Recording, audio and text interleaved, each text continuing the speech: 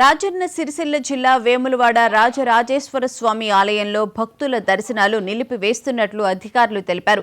ముందస్తు ప్రకటన లేకుండా దర్శనాలు నిలిపివేయడంతో ఆలయం ఎదుట దర్శనాల కోసం తెల్లవారుజామున నిరీక్షించిన భక్తులు ఆందోళన వ్యక్తం చేస్తున్నారు.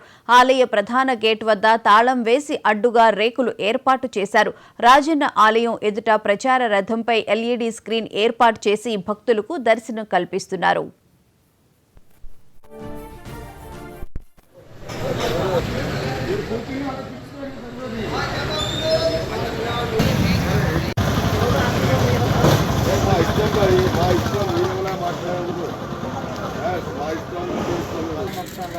రాజన్న సిరిసిల్ల జిల్లా వేములవాడ రాజరాజేశ్వర స్వామి ఆలయంలో భక్తుల దర్శనాలు నిలిపివేస్తున్నట్లు అధికారులు తెలిపారు.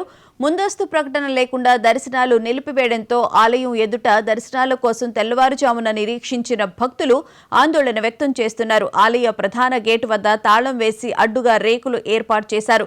రాజన్న ఆలయం ఎదుట ప్రచార రథంపై ఎల్ఈడీ స్క్రీన్ ఏర్పాటు చేసి భక్తులకు దర్శనం కల్పిస్తున్నారు. ఇదే అంశానికి సంబంధించిన పూర్తి వివరాలను మా ప్రతినిధి రామకృష్ణ అడిగి తెలుసుకుంది. రామకృష్ణ, చెప్పండి, భక్తులు ఏమంటున్నారు? ఎందుకంటే దర్శనాలకు వెళ్లనీయకుండా గేటుకు తాళం వేసి రేకులు అడ్డం పెట్టిన నేపథ్యంలో భక్తులు ఏమంటున్నారు?